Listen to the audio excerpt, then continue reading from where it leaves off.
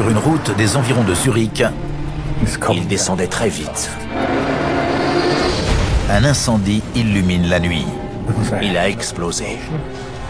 Nul n'a survécu à l'accident d'un avion de transport régional. Donnez-moi ça.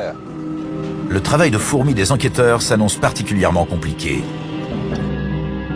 Ce timing n'est pas un hasard. À gauche, vers Zurich-Est. Soudain, il a perdu le contrôle. Oh non, non! Pourquoi? Bientôt, une piste stupéfiante se dessine. On ne doit pas prendre de médicaments avant de voler. Le pilote n'était peut-être pas à même de travailler.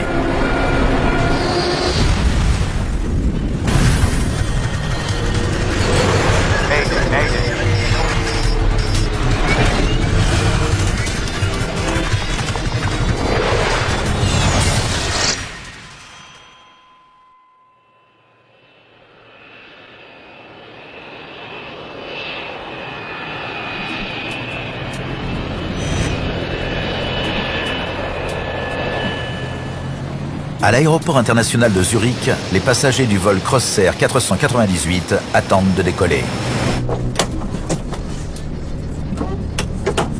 Ciao. Sì, sì, ho capito. Parmi eux, beaucoup d'hommes d'affaires qui vont à Dresde, en Allemagne. Ciao, ciao, ciao. Pardon, j'ai fini. C'est une des destinations desservies par un transporteur suisse en plein essor. C'était une compagnie aérienne régionale très appréciée pour ses vols courts courriers entre diverses villes. Les deux pilotes sont originaires d'Europe de l'Est. Moteur? Le commandant Pavel Gruzin pilotera, secondé par Ratislav Kolesar. Checklist terminée. Ratislav adorait voler. Slavomir Piatak et lui étaient collègues et amis. Il avait des étoiles dans les yeux quand il parlait d'aviation. L'expression de son visage changeait. Il souriait. Voler, c'était sa passion. Poussez au décollage. Réglé. Les deux hommes pilotent un Saab 340. Le Saab 340 est un avion de transport régional de fabrication suédoise, équipé d'un pilote automatique numérique très précis. V1, rotation.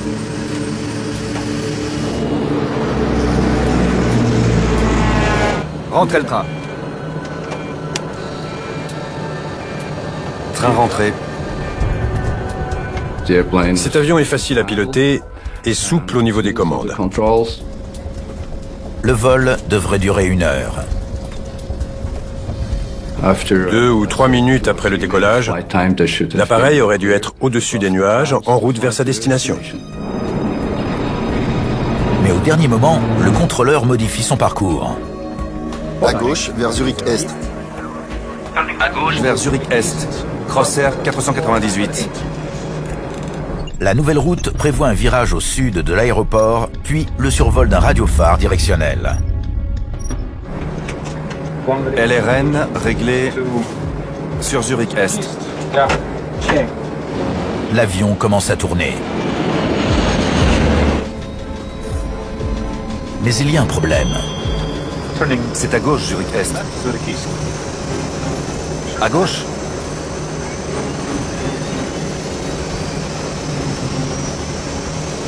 Oh non, non! Crossair, confirmé, virage à gauche. Veuillez patienter.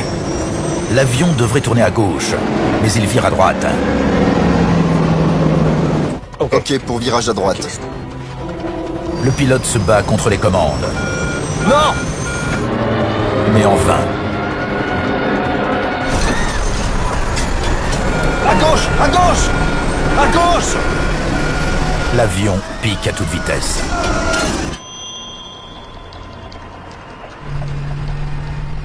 Je rentrais chez moi.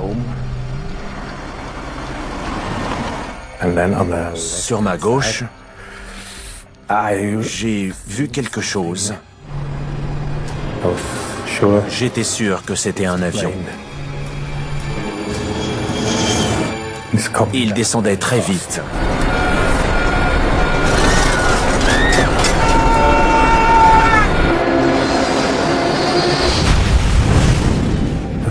Il a explosé.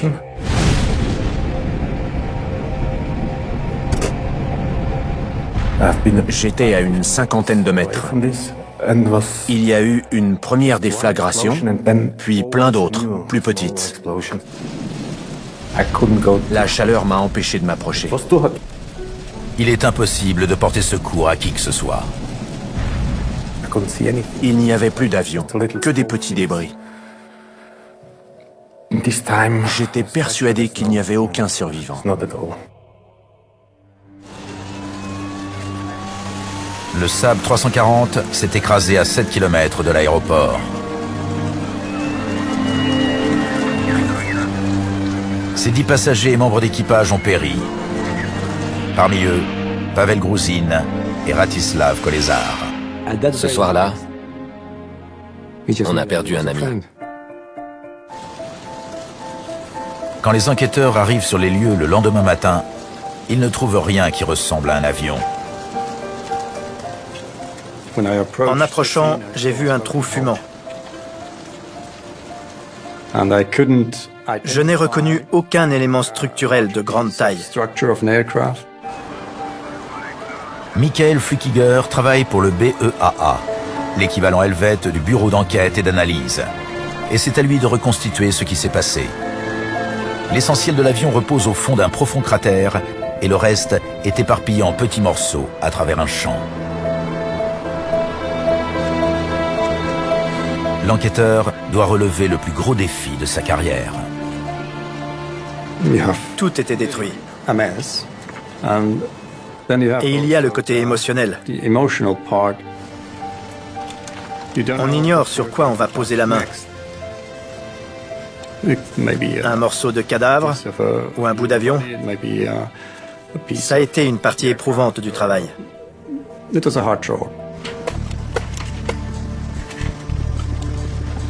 La profondeur du cratère indique que l'impact s'est produit à grande vitesse et à très forte incidence. Photographier cette zone. S'il n'y a plus grand-chose de la structure de l'appareil et un cratère, c'est que l'avion a frappé le sol presque à la verticale.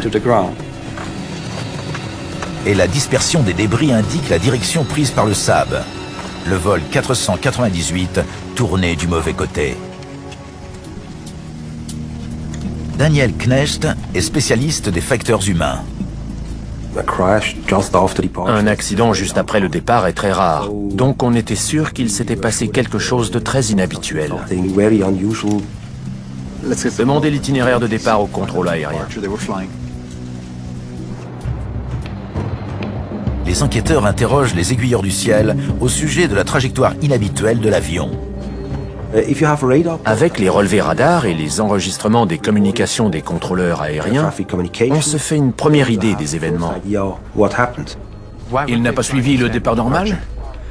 C'était pour gagner du temps. Le contrôleur explique avoir donné un raccourci au vol 498. À gauche, vers Zurich Est. L'avion serait ainsi arrivé plus tôt à Dresde. Les contrôleurs aériens proposent ce genre de raccourci quand c'est possible. À gauche vers Zurich Est. Ça fait économiser 3 ou 4 minutes et tout le monde s'en félicite, à commencer par les pilotes. De prime abord, les échanges radio et le relevé radar n'avaient rien d'inhabituel. L'avion avait décollé et le contrôleur aérien avait demandé un virage à gauche anticipé. Sauf que les pilotes n'accèdent pas à cette demande. Crossair, confirmé, virage à gauche. Veuillez patienter. Croyant qu'ils veulent suivre une autre route, le contrôleur accuse réception. Ok pour virage à droite. Peu après, l'avion pique en spirale sur sa droite.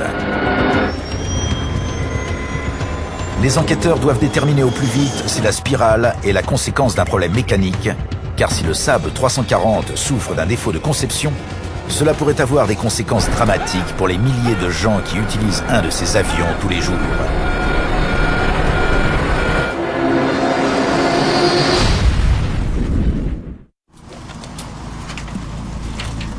Sur les lieux de l'accident du vol Crossair 498, les enquêteurs cherchent des traces d'un ennui mécanique. des témoins ayant déclaré avoir vu des flammes dans le ciel juste avant l'impact de l'avion au sol. À quelle hauteur était l'avion en feu? On a eu l'impression qu'il y avait eu un incendie à bord parce que certains individus ont déclaré que l'appareil brûlait avant de toucher le sol.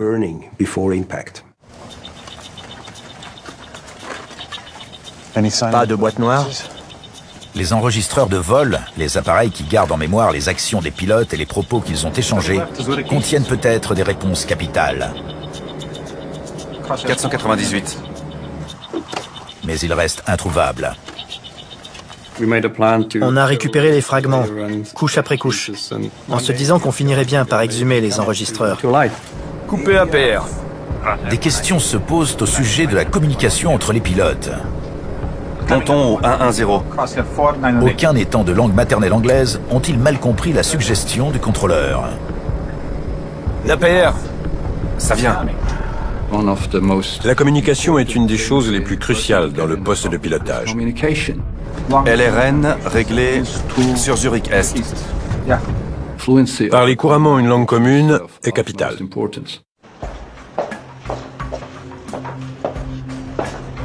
Les enquêteurs étudient les dossiers des pilotes. C'était des bons. Ils sont impeccables. Les deux hommes étaient bien formés et leur niveau d'anglais était suffisant. J'ai volé avec les deux. Ratislav parlait très bien anglais. Et quand je discutais avec Pavel, il me comprenait et il me répondait très bien. En conclusion, les premières pistes explorées par le BEA n'aboutissent à rien de concluant.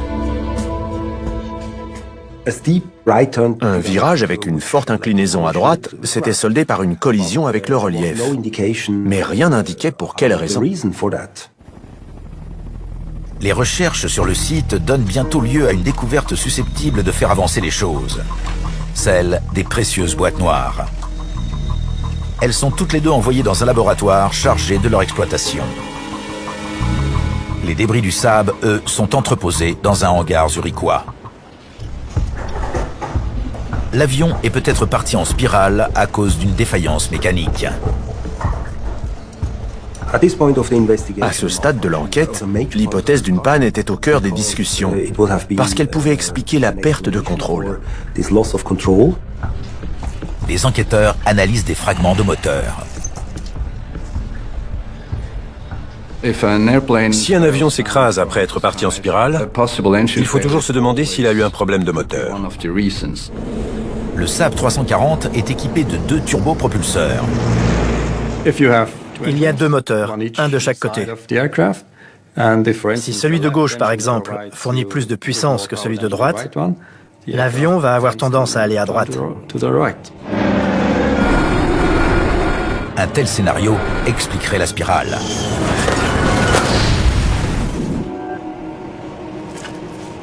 Il tournait vite. Mais les dégâts subis par les moteurs ne laissent aucun doute. Peu après l'accident, il est apparu que les moteurs fonctionnaient de toute évidence correctement et qu'ils tournaient à grande vitesse.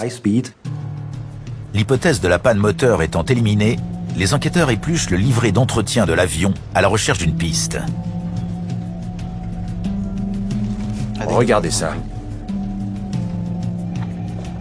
Ici, ici et ici. L'avion avait souffert de mouvements de volet intempestifs. Au cours des 18 derniers mois, les équipages se sont plaints plus d'une vingtaine de fois de ce genre d'incident. Ça fait beaucoup. 21 en 18 mois. Ça nous a interpellés. Les volets se déploient à l'arrière de l'aile pour augmenter la portance au décollage. Si ceux d'un côté ne sortent pas correctement, l'avion peut devenir difficile à contrôler. En cas de problème, si un volet sort plus vite que l'autre, ou s'il se déploie plus loin, la portance sur l'aile en question sera plus importante, mais la traînée aussi. Et l'avion aura tendance à tourner à gauche ou à droite. Un indice en faveur de cette hypothèse permettrait à l'enquête de progresser. Aussi, les spécialistes examinent-ils les fragments d'ailes. Peine perdue. Ils sont trop abîmés pour apporter la moindre réponse. Il y avait je ne sais plus combien de morceaux. Les volets étaient complètement détruits. Ce n'est qu'en étudiant l'enregistreur de paramètres que les enquêteurs sauront à quoi s'en tenir à propos des volets. Et c'est alors qu'une autre piste s'offre à eux. Selon certains témoins, le Saab brûlait avant de percuter le sol. C'était très intéressant d'entendre des gens nous dire qu'ils avaient vu l'avion en flammes.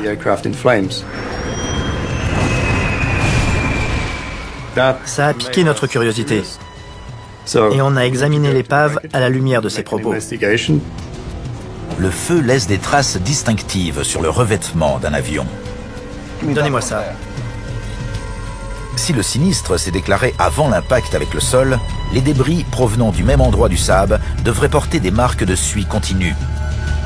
Ce ne sera pas le cas si l'incendie s'est déclaré après la collision avec le relief. Quand le feu prend après l'accident, les débris sont déjà disséminés. Et les marques de brûlure des fragments adjacents ne coïncident pas. C'est un jeu de patience. Les enquêteurs doivent d'abord situer chaque fragment sur un plan avant de pouvoir comparer leurs brûlures. En 1991, une analyse de ce genre avait permis de tirer au clair les raisons de l'accident du vol Nation Air 21 fin en Arabie Saoudite. Après qu'une roue avait pris feu, un DC-8 avait brûlé et les 261 personnes qu'il transportait avaient trouvé la mort.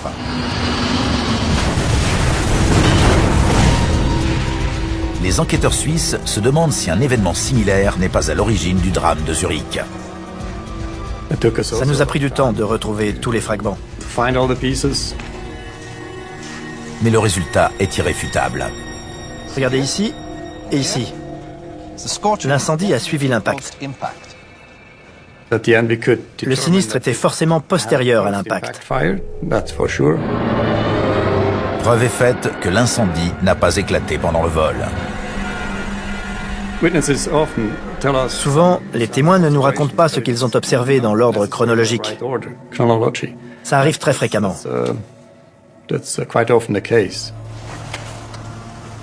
Mais les débris offrent bientôt une nouvelle piste. La mallette d'un des pilotes éjectée loin du cratère par la violence du choc. C'est celle du commandant de bord. Et son contenu est troublant. Au milieu des affaires personnelles, il y avait des médicaments. Ni notice, ni boîte. C'est rare de découvrir une chose pareille dans une mallette de pilote. C'est à gauche, Zurich Est. À gauche! Un pilote sous l'emprise d'un médicament a-t-il provoqué le drame? Ça suscite toujours une vive inquiétude, parce qu'on sait tous qu'on ne doit pas prendre de médicaments avant de voler. Reste à savoir de quel médicament il s'agit, et si Pavel Gruzin en a pris le jour de l'accident. Pour le labo. Les tests révèlent qu'il s'agit de phénazépam, un tranquillisant, semblable au Valium servant à traiter l'anxiété. Il s'agissait d'un médicament très puissant qui pouvait avoir des effets sur la capacité d'un individu à piloter. Daniel Knecht a peut-être enfin trouvé pourquoi 10 personnes ont péri. Pour déceler des traces de médicaments dans l'organisme, il faut analyser les tissus, ce qui s'annonce long. En attendant, les enquêteurs exploitent l'enregistreur de paramètres. Voyons ce que ça donne. Les données permettent de créer une simulation du vol de l'avion de transport régional qui pourrait révéler s'il y a, oui ou non, eu un problème de fonctionnement des volets. Poussez au décollage. Réglé. Ce n'était pas possible d'analyser les volets proprement dit. Donc il a fallu trouver une autre solution. Leur défaillance éventuelle devrait apparaître lors de la simulation informatique. Coupé APR. Crossair, montez au niveau de vol 110. Montons au 110. La montée s'effectue normalement. Montons à 3000 pieds. Rien n'indique un problème de volet. Ça ne venait pas de ça. Ouvert. Les volets fonctionnaient comme prévu. RAS. Les moteurs fonctionnaient. La vitesse était bonne. Tout allait bien. Puis l'avion est passé d'un virage à gauche à un virage à droite, suivi d'une perte de contrôle. Oh non, non! Personne ne pilote? Alors, que s'est-il passé? Les enquêteurs se rendent en Moldavie pour demander à la veuve du commandant pourquoi son mari prenait des anxiolytiques. Veuillez me pardonner, c'est un moment douloureux. Il traversait une passe difficile. Elle savait qu'il prenait ses médicaments. Ça tenait notamment au fait qu'il était loin d'elle, vu qu'il vivait en Suisse. Il travaillait loin de chez lui et envoyait de l'argent à ses proches. Être loin de sa famille, de son épouse et de tous les gens qu'il connaissait ne lui plaisait pas. Il vivait à l'étranger et, même s'il parlait anglais, il ne parlait ni allemand ni français. Je crois que ça n'était pas facile pour lui. Pavel Gruzin a-t-il pour autant pris le risque d'ingérer un tranquillisant avant de prendre les commandes? L'analyse tissulaire devrait permettre de savoir s'il était diminué au départ de Zurich.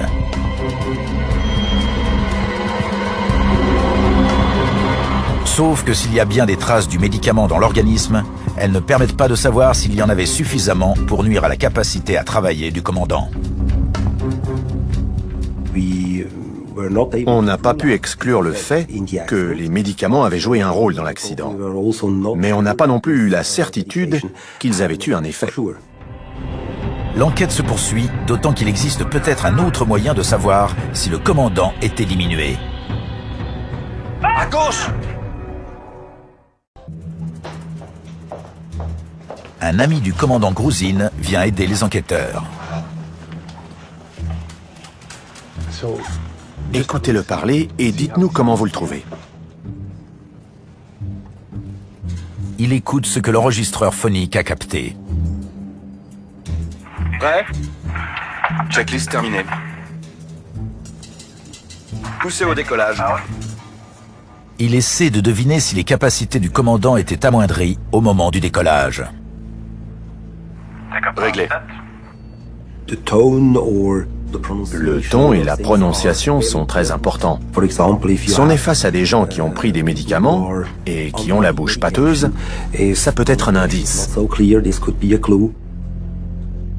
Coupé APR. Et ça? Continuez d'écouter pour être sûr. Prélèvement d'air. Ouvert. Mais pour l'ami du commandant, rien ne sort de l'ordinaire. La voix de Pavel Gruzin lui paraît normale, et rien n'indique qu'il ait été sous l'emprise des médicaments. Les deux hommes se comportaient et discutaient très calmement. Bon, encore une fois. Les enquêteurs sont à court de pistes. Checklist terminée. L'enregistreur apporte peu d'éléments. Poussez au décollage. Réglé. Stop. Encore? Hormis un bruit bizarre. Poussez au décollage. Réglé. Des interférences de portable. Sur l'enregistreur phonique, on a entendu qu'un téléphone mobile fonctionnait à bord de l'avion. En l'an 2000, une menace nouvelle plane sur la sécurité. De plus en plus de gens ont un portable, et on ignore quels effets il a sur les avions. Un mobile allumé émet un signal en direction d'une antenne relais, ce qui peut créer des interférences audibles sous la forme d'un grésillement capté par l'enregistreur phonique. Réglé. Ces interférences ont-elles brouillé les instruments de vol? Certaines défaillances ne donnent lieu à aucun avertissement. Les instruments continuent d'afficher des paramètres tout à fait normaux, ce qui fait qu'elles sont très difficiles à repérer. Crossair, montez au niveau de vol 110. Montons au 110, Crossair. Les pilotes dépendent presque entièrement des instruments pour connaître leur position. L'instrument auquel il faut surtout se fier, c'est l'horizon artificiel. Il permet de savoir si on monte ou si on descend, et il donne l'inclinaison latérale droite et gauche. L'équipage ignorait peut-être qu'il tournait du mauvais côté si un portable a brouillé l'horizon artificiel. Oh non, non! Un avion slovène avait dû atterrir en urgence après que les signaux d'un mobile avaient provoqué un problème de fonctionnement de l'électronique embarquée. Une alarme incendie s'était déclenchée à tort. Ça peut avoir une influence sur l'équipement de bord qui envoie alors des messages erronés.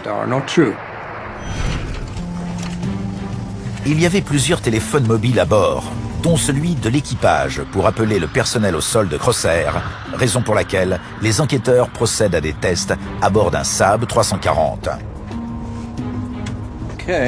C'est prêt. Allez à l'arrière et déclenchez un signal. Le signal d'un portable brouille-t-il des instruments de vol essentiels? On a reproduit un mobile avec le matériel de test.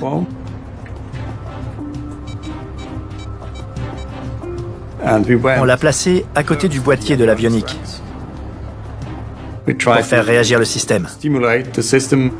Rien. Essayez encore. Il y a des téléphones portables à bord de quasiment tous les avions. Si les interférences qu'ils provoquent sont à l'origine du drame de Zurich, il faut le découvrir avant un nouvel accident. Les enquêteurs se procurent les factures détaillées de tous les passagers et vérifient si l'un d'entre eux a passé un appel dans les derniers instants du vol. Rien. Et vous? Normalement, les portables ne brouillent pas les systèmes de bord parce que ces derniers sont très bien protégés contre les interférences électroniques.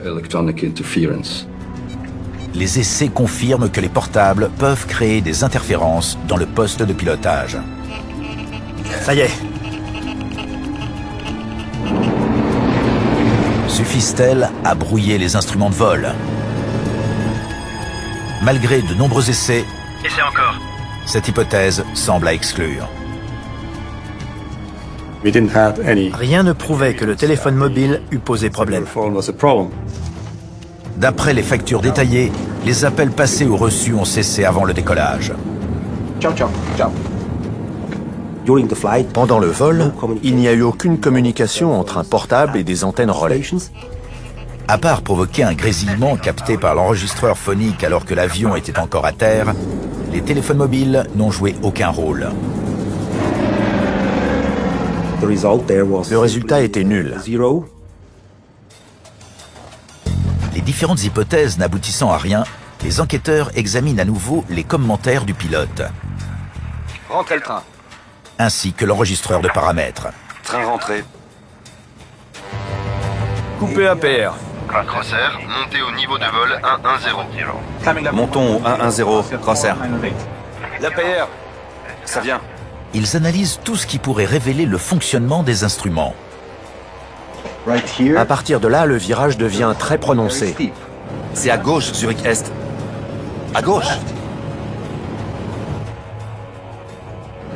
Oh non, non! La vive réaction du commandant apporte un indice supplémentaire. Ce timing n'est pas un hasard. Dès que l'avion s'incline trop en virage, l'écran du commandant change d'affichage. Si l'avion prend une inclinaison latérale ou un angle de tangage anormal, l'afficheur est conçu pour faire disparaître les renseignements superflus, afin de faciliter la procédure de rétablissement. Ça s'est passé exactement au moment où le commandant a lancé « Oh non, non ». Ce timing indique que les instruments fonctionnaient correctement, mais que le commandant n'a pas compris ce qu'il lui indiquait. Sur le moment, les gens victimes de confusion ne se rendent pas compte qu'ils le sont. À gauche. À gauche. Ils n'avaient pas conscience de ce qui se passait. L'enquête se poursuit en Russie, où le commandant Grouzine a appris son métier. Merci de votre aide. Les Suisses rencontrent des spécialistes russes de l'aviation. car Crossair recrute de nombreux pilotes en ex-URSS et il faut vérifier que leur formation est adéquate. Crossair connaissait une croissance spectaculaire et la compagnie manquait de pilotes venant de Suisse ou des pays voisins. Donc c'était très facile de se faire engager. Les enquêteurs examinent les dossiers de l'équipage avant son embauche. Pavel Gruzin avait 42 ans et comptait plus de 8000 heures de vol, dont près de 1900 sur Saab 340. À 35 ans, Ratislav Kolesar en comptait plus de 1100 sur ce même modèle. C'était un pilote très capable et très organisé. Tous deux étaient très compétents et apparemment rien n'indique qu'ils aient commis une erreur. Jusqu'à ce que les enquêteurs russes suggèrent une hypothèse stupéfiante. Plusieurs accidents ont été mis au compte de pilotes formés en URSS, pilotes qui ont été perturbés par un instrument de vol, pourtant essentiel. Ça nous a beaucoup surpris, parce qu'on n'avait pas vraiment entendu parler de ce problème dans le milieu de l'aviation occidentale. Les avions de l'époque soviétique sont équipés d'un horizon artificiel très différent de celui utilisé à l'ouest. À gauche vers Zurich-Est. Crossair 498. En Occident, la représentation de l'avion reste immobile et le fond de l'afficheur bouge. C'est l'inverse en ex-URSS. La représentation de l'avion bouge et l'horizon reste immobile. Pas étonnant que ça embrouille les pilotes. Un virage à gauche sur un afficheur du bloc de l'Est ressemble beaucoup à un virage à droite sur un afficheur occidental. Ces horizons artificiels étaient conçus suivant deux philosophies différentes, le système occidental et le système du bloc de l'Est. Et ça pouvait provoquer une certaine confusion. Et plus les pays d'Europe de l'Est achètent d'avions de fabrication occidentale, plus les risques de confusion augmentent. On recense 15 accidents dus à des piquets en spirale. Cette découverte a permis de définir la cause probable de l'accident. Stressé et peut-être sous influence médicamenteuse, le commandant aurait recouru à ce qu'il avait appris lors de sa formation initiale. Non! Ce qu'on apprend au tout début de sa formation reste stocké dans le cerveau archaïque, dans la mémoire à long terme. Et c'est à ça qu'on se réfère. Complètement perturbé, il est convaincu de tourner à gauche et veut aller à droite pour rectifier la trajectoire. Et le contrôleur ne fait qu'ajouter à son trouble. Crossair, confirmé, virage à gauche. A-t-il cru que cela confirmait que l'avion tournait à gauche alors que cela n'était pas le cas? Le contrôleur a dit « Confirmé, virage à gauche ». Qu'est-ce que ça apporte à un équipage? Veuillez patienter. D'après moi, la seule chose à faire était de dire soit Crossair 498, tournez à gauche, tel cap, soit Crossair 498, je vois que vous tournez à droite. À gauche! À gauche! Mais sa phrase n'a aidé personne. Persuadé que son avion tournait fortement à gauche, le commandant s'est mis à piquer en spirale à droite en voulant mettre les ailes à plat.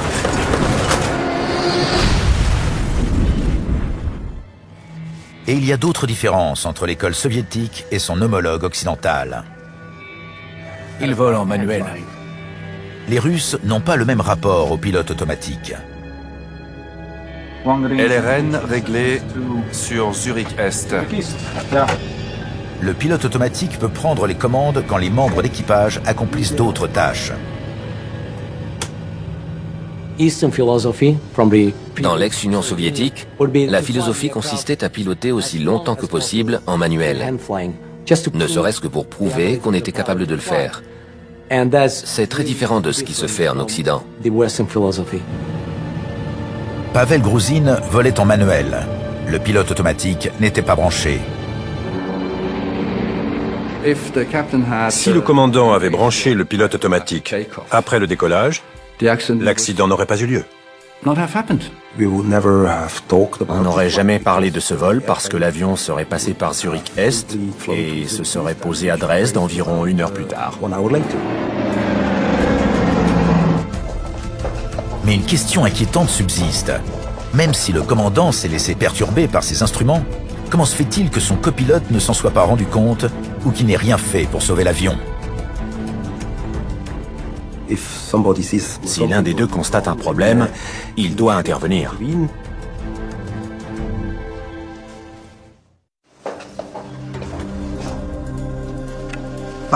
Donnez-moi les spécifications de la flotte de Crossair. Pourquoi Ratislav Kolesar n'a-t-il pas remarqué l'erreur de son collègue? Montons 110 Crossair. C'était à lui de surveiller les instruments. L'APR. Ça vient. Mais il avait un défi supplémentaire à relever. À gauche, vers Zurich Est. À gauche vers Zurich Est. Crossair 498. Il travaillait avec un système de navigation tout nouveau. Agencer un poste de pilotage est compliqué. Les équipages doivent pouvoir accéder facilement aux différents éléments, tout en surveillant un grand nombre d'instruments, dont l'horizon artificiel, placé juste devant eux. Le SAP 340 n'est pas un gros avion, et il n'y a pas assez de place pour tout disposer de façon optimale. Rendre un poste de pilotage ergonomique n'est pas une mince affaire. Un agencement mal commode a-t-il empêché le copilote de se rendre compte de ce qui arrivait?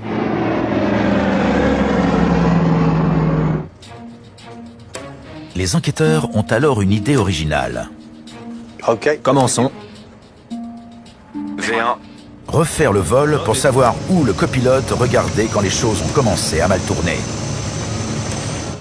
Train rentré. Il regarde la manette de train. Train rentré.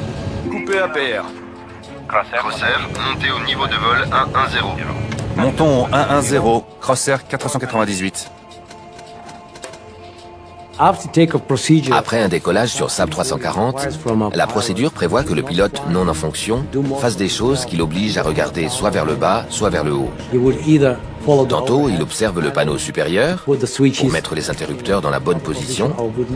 Tantôt, il baisse la tête pour tourner des boutons et s'occuper du panneau central de commande. Puissance de montée.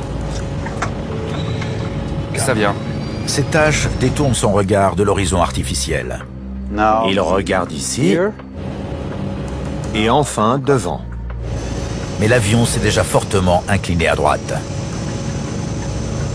C'est à gauche, Zurich Est. Si on ne fait pas attention pendant quelques instants, on risque de retrouver l'avion dans une position inattendue. Les recherches ont montré qu'il faut entre 4 et 18 secondes pour se faire une idée de ce que fait un avion, dans quelle attitude il se trouve et ce qu'il convient de faire pour récupérer. À gauche. Crossair, Confirmé, virage à gauche. Veuillez patienter. Il est manifeste que le niveau de stress a augmenté. Non. Son inquiétude montre que le copilote s'est rendu compte de la gravité du problème. Le commandant pensait tourner à gauche et n'a pas compris ce que son collègue essayait de lui dire. À gauche. Il parlait un anglais aéronautique. Gauche. Ils avaient du mal à exprimer des inquiétudes avec assez de précision.